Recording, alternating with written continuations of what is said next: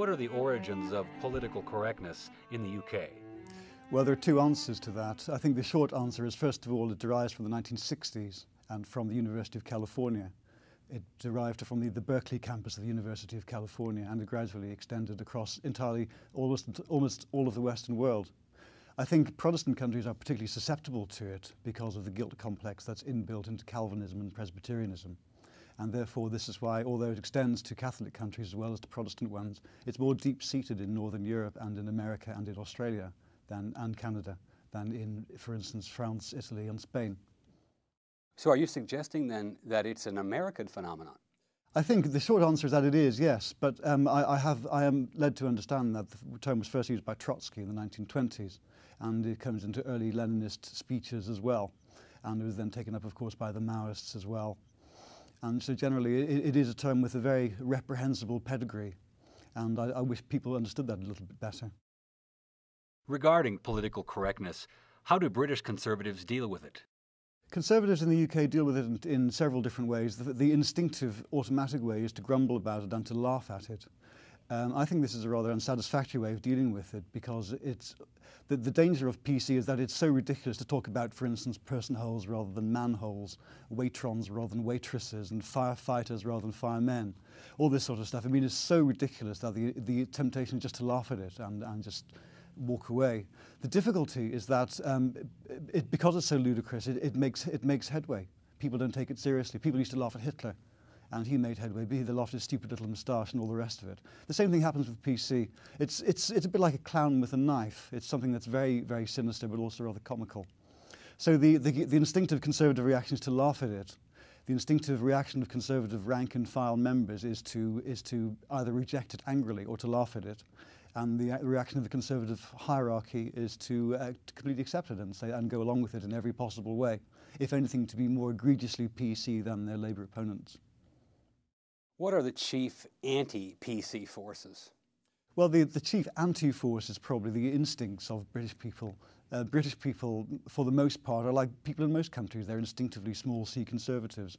They believe in their country, they believe in their families, they believe in traditional sexual roles and all these sorts of things. They believe that people shouldn't get paid for not working, etc. All these things that people took for granted, everyone took for granted until about 5 minutes ago. I think that's the chief cultural obstacle to the advance of PC.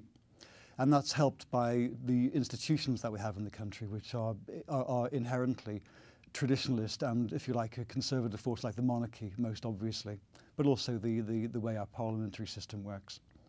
And then you've got the newspapers. You've got some very, very good print media in Britain. You've got the excellent columnists, the Daily Telegraph, the Daily Mail, Daily Express, and the Sun, most particularly. But you couldn't get good columns in all these newspapers, and they act as quite a brake. The Daily Mail, particularly, is a very powerful force. Not always.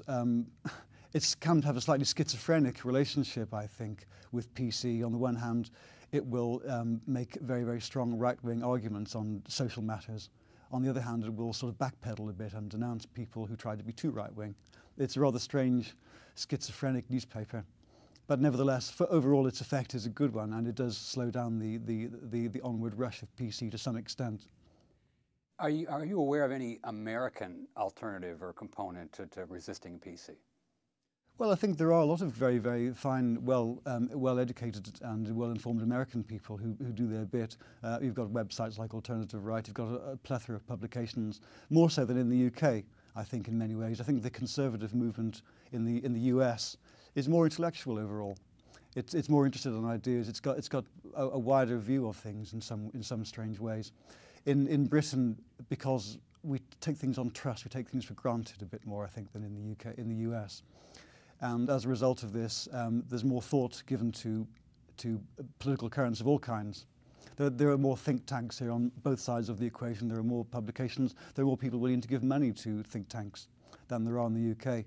Anyone who's ever tried to do any kind of political think tankery in the United Kingdom is always up against money. You're scratching around for hundreds of pounds. Whereas in the US, most people can get reasonable subsidy from well-informed, civilized people. How would you say the media cultural climate has changed in recent years? I think in Europe it's changed a lot since, as it has in the United States, I think, as well, ever since 9/11.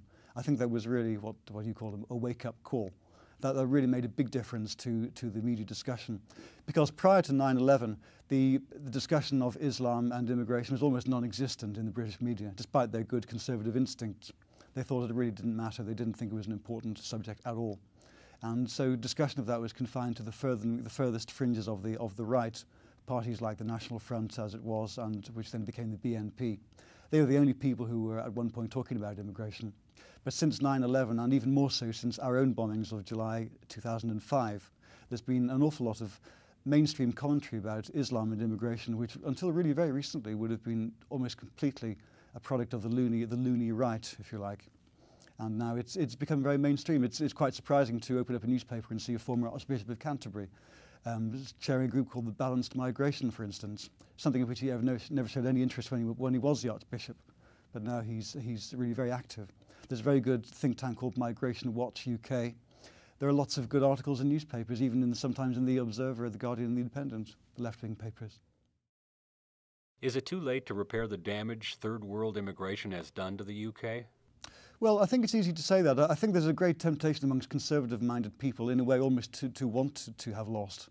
There's a sort of Gothic sensibility amongst many people in the conservative movement in all countries, I think. They want to believe, après moi le déluge, and I'm the last of my type, and it's this sort of the same idea that motivates a film like The Last Man on Earth. It's an exciting, romantic image of wanting to be defeated almost.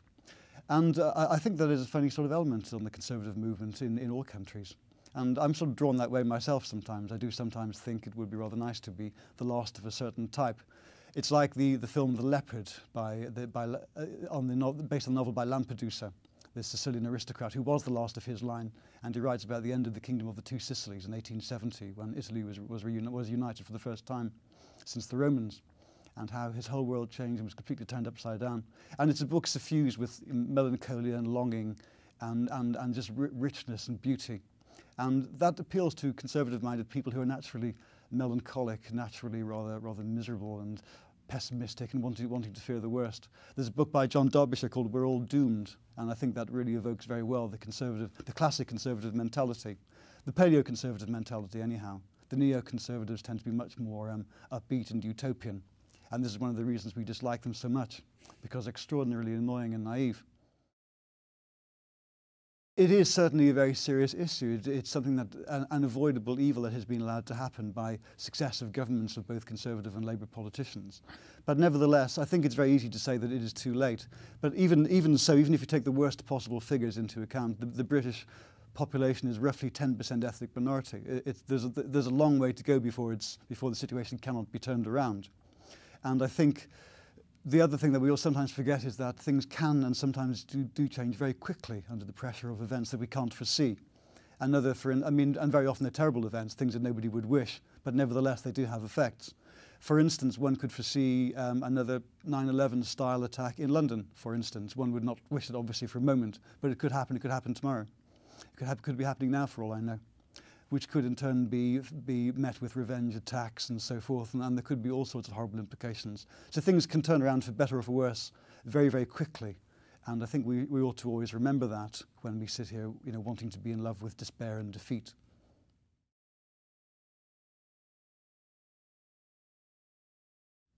Well, if there was to be another big Muslim-style attack in the UK, I think Islam is already under siege to some extent. There are already proposals to ban the burqa in several European countries, and there is a movement now to do the same growing in the UK. Personally, I'm opposed to it, actually. I don't see anything wrong with Islam as a discrete value system. I think it's a perfectly noble tradition in its own right, which has given rise to a great civilization.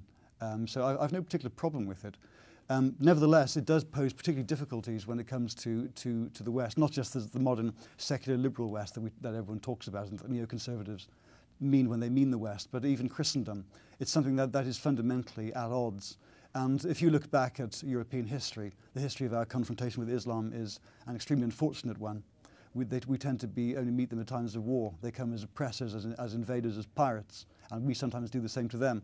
So the whole tradition of confrontation between our civilizations has always been a negative one, and that can't be just wished away.